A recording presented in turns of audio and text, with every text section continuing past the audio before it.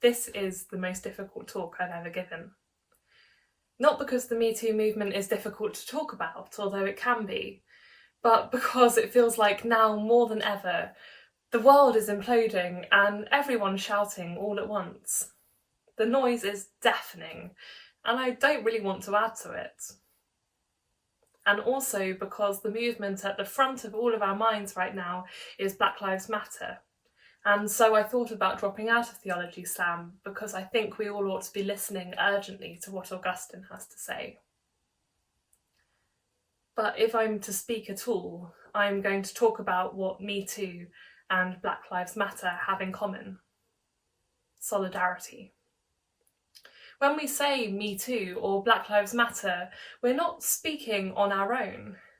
We're aligned to something greater than ourselves. We join a surge towards justice, towards the liberation of those who have been treated cruelly, abused by individuals and systems that attempt to make us suffer in silence.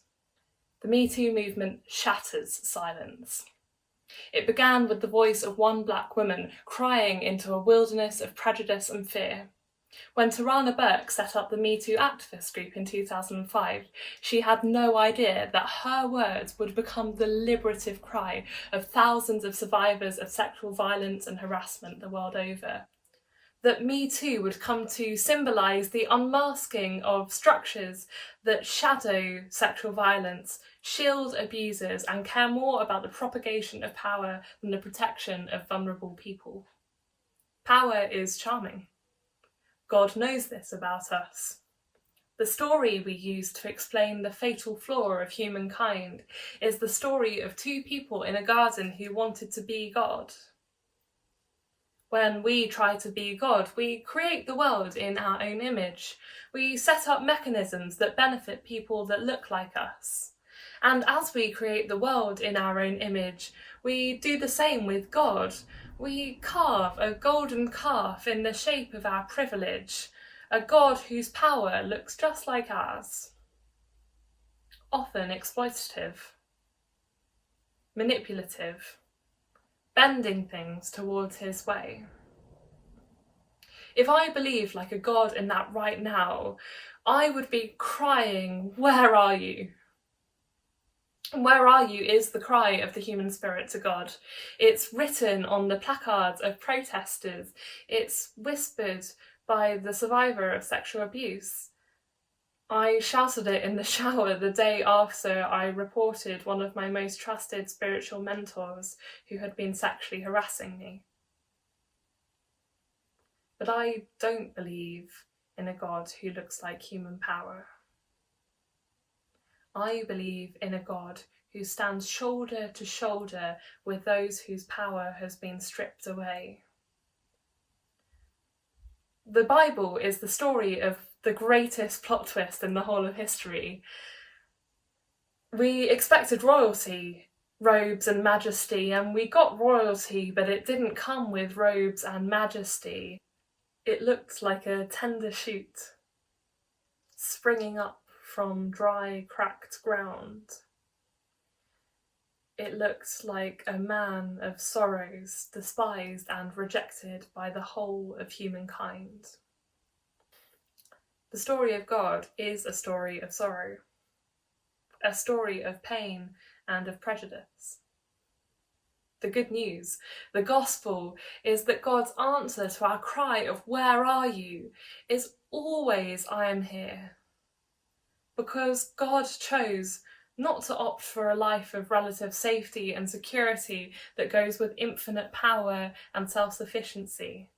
God chose not just to be with us, but to become totally bound up with the suffering of humanity. In the incarnation, in the person of Jesus, we are never alone in this broken universe. Jesus hears our cries of pain and shouts of fear and replies, "Me too." I was abused and manipulated and wounded too.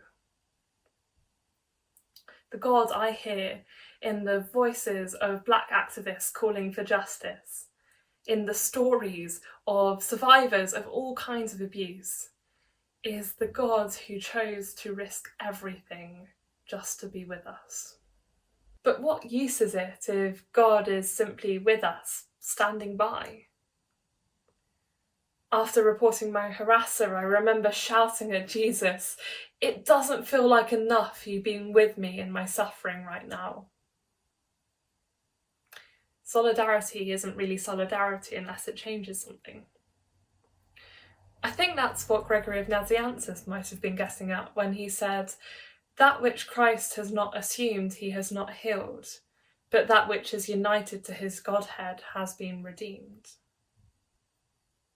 It's important to remember that Jesus was a particular person who went through a particular kind of suffering. He was a Palestinian Jewish man with brown skin, born a refugee, who grew up to be an enigmatic teacher, wrongly arrested by the authorities, brutalised with whips, and crucified for being himself. It's important to remember that this is a particular story, but it's also important to realise where this story is being repeated. And within this story of God made human, the story of Jesus, God doesn't just stand by.